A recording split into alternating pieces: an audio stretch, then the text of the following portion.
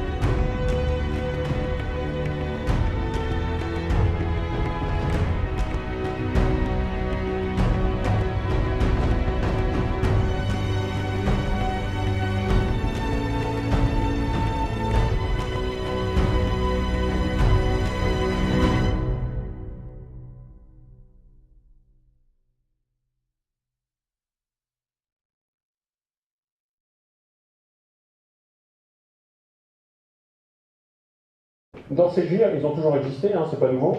Avant, dans ces gires, on avait du bois, on avait tout ce qui flottait. Maintenant, en fait, on a beaucoup de plastique là-dedans. Et c'est là qu'on a les concentrations les plus élevées de plastique dans le monde. Alors, sur cette continent de plastique, on est allé, nous, récemment, il y a des gens de l'équipe qui y sont allés. Il ne faut pas imaginer un continent où on peut marcher dessus. C'est simplement des concentrations, des quantités de plastique qu'on voit à la surface qui sont particulièrement étonnantes par rapport à ce qu'on peut voir classiquement. D'accord ? On ne peut pas marcher dessus, c'est pas vraiment un continent où on peut marcher, mais imaginez bien qu'on a des concentrations qui sont énormes. Alors la petite photo en bas à gauche, c'est des partenaires avec lesquels on travaille beaucoup, c'est Tara, c'est une goélette qui nous permet de faire des expéditions très longues. Et par exemple en 2014, c'est le film que je vais vous montrer après, on a fait une expédition sur toute la Méditerranée. Pendant 7 mois, on est parti en mer et on a échantillonné partout pour savoir la quantité de plastique qu'il y avait là-bas. Et on s'est rendu compte qu'en Méditerranée, Et ben en fait, c'est la mer la plus polluée, donc qui est quand même, on a des côtes françaises sur la Méditerranée, on la connaît bien. C'est la mer la plus polluée au monde, plus que le GIR du Pacifique Nord en quantité de microplastiques, ces tout petits morceaux de plastique. D'accord ? À chaque fois qu'on a prélevé à cet endroit-là, à chaque fois on trouve du plastique. Et nous, quand on sort ici du laboratoire et qu'on met nos filets derrière, vous allez voir comment on fait pour prélever tout ça, et ben on trouve beaucoup de plastique, énormément de plastique. Alors ce que vous voyez à droite, là, les petits canards, je ne sais pas si vous voyez bien, c'est pour vous montrer autre chose. C'était un porte-container, j'aime bien cette petite histoire. Un porte-container, donc c'est un bateau avec des containers qui transportent beaucoup de choses, donc il y en a énormément en fait qui se baladent dans les mers. Et dans ce porte-container, en fait, il y en avait un qui avait des petits canards, et il y a un des containers qui est tombé. Donc ça, c'est une histoire qui date de 1992. Le container est tombé, il y en a beaucoup qui tombent à l'eau. Il y en a, le container tombe, on se retrouve avec plein de petits canards qui remplissaient le container, donc il y avait 300 000 petits canards. Et en fait, on a suivi ces petits canards, et ça vous montre un petit peu où va le plastique. Donc il a été perdu au milieu du Pacifique. Et là, vous voyez qu'il va se balader vers le sud, vers l'Indonésie, l'Australie. Donc tous ces petits canards, ils vont se balader un peu partout. Ils vont descendre jusqu'au Chili. Ils vont passer le détroit vers le nord, là-haut, et puis ils vont revenir. On en a trouvé jusqu'en France. Et entre le moment où c'est tombé et le moment où c'est arrivé en France, il a fallu juste 10 ans. Donc ces petits canards, pendant 10 ans, ils se sont baladés. Et c'est pour vous montrer en fait que les plastiques, c'est vrai qu'il y a une accumulation dans le GIR du Pacifique Nord. C'est vrai qu'il y a une accumulation en Méditerranée, mais on en trouve partout dans le monde entier.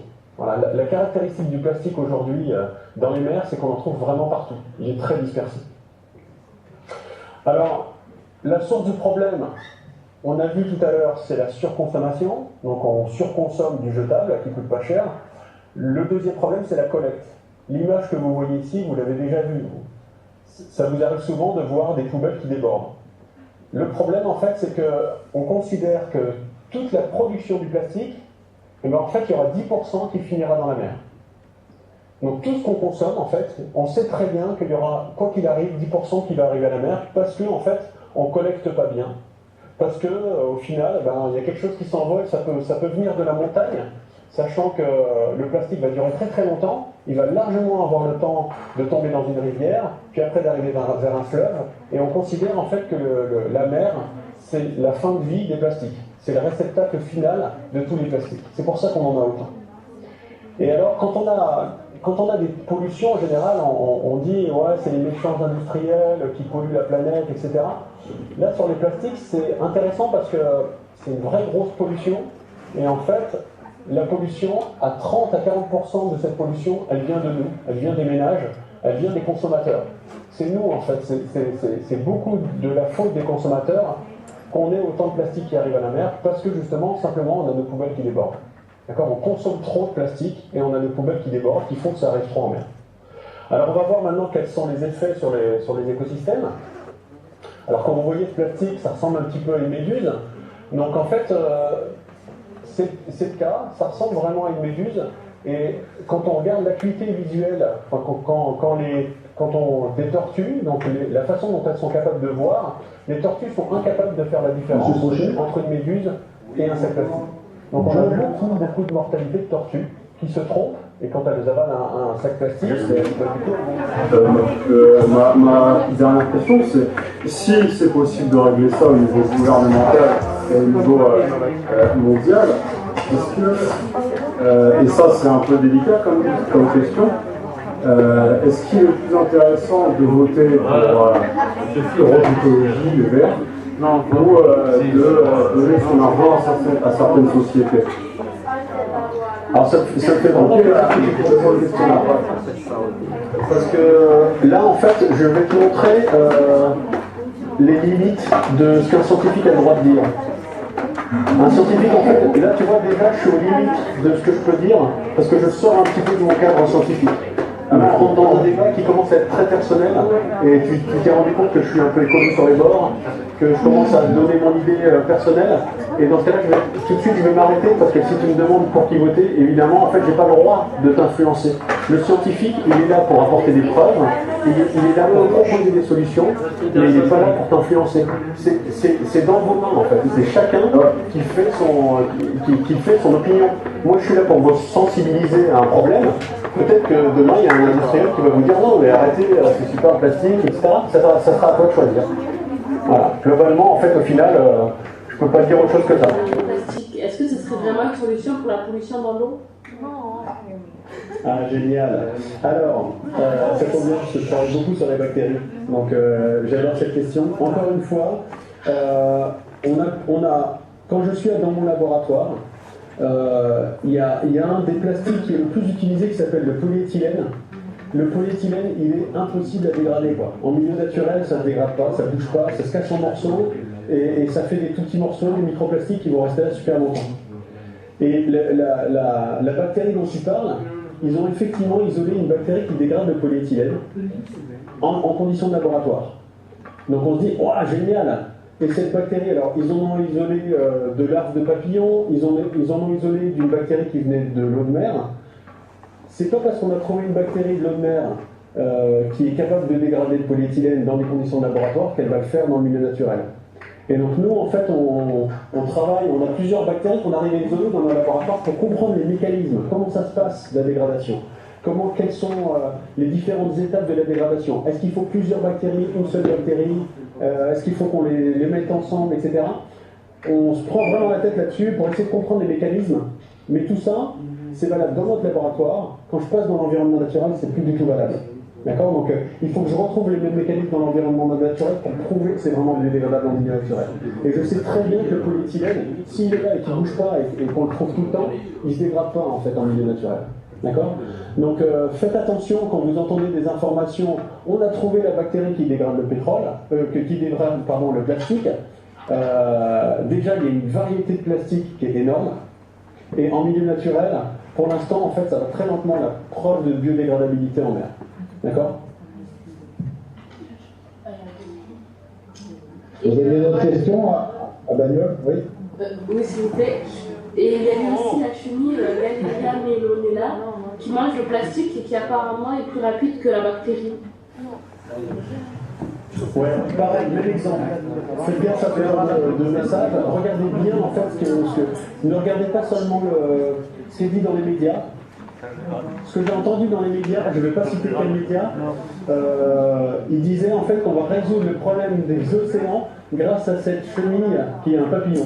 Donc rien à voir. Donc des fois, dans les médias, on entend n'importe quoi. Okay, ce qui s'est passé avec cette chenille, ça pourrait se passer avec nous. Imaginons, je me mets un sac plastique sur la tête, je ne peux plus respirer. Qu'est-ce que je fais? Ben, je vais essayer de le manger. D'accord? Je le mange. Ça y est, j'ai de l'air, je suis trop content, je l'ai mangé. Il va passer dans mon estomac. Est-ce qu'il est dégradé? Non, il va passer comme un chewing-gum, il va passer dans mes fesses. D'accord? Il va finir dans mes toilettes. Ok? Donc du coup, c'est pas pour ça que j'ai prouvé que la chenille de papillon était en train de dégrader le plastique. D'accord? Ensuite, alors, ce qu'ils ont fait quand même, et là c'est intéressant, c'est qu'ils sont allés voir les bactéries. Vous savez qu'on a plein de bactéries dans notre corps. Et surtout dans nos estomacs pour digérer. Ils sont allés voir les bactéries là-dedans, ils en ont trouvé une qui éventuellement était capable de dégrader le PET, qui est le plastique pour les bouteilles. D'accord? Mais c'est une parmi des milliers et des milliers de bactéries à l'intérieur. Et encore une fois, ça a été fait en laboratoire.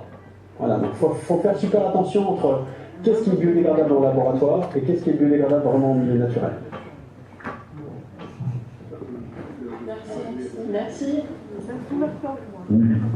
Bien, merci. Si on a fait le tour des questions, n'oublions personne. Désolé pour Bagnol, c'est parce qu'en fait, dans la mosaïque, vous étiez en alternance avec Landor et du coup, je ne vous voyais pas.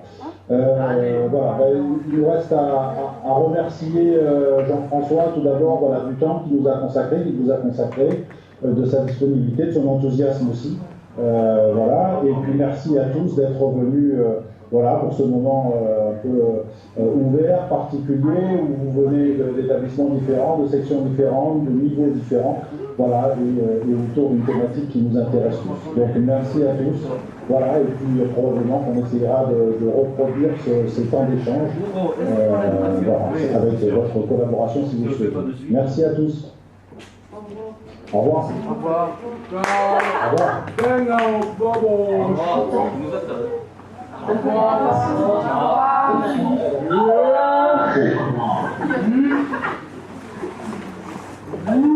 On va devoir couper pour les Désolé.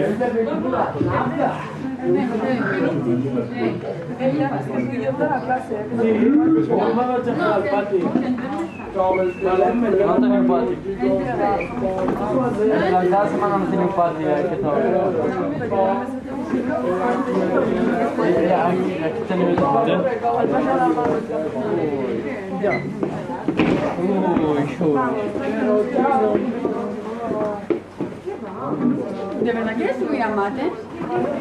Jangan pati dan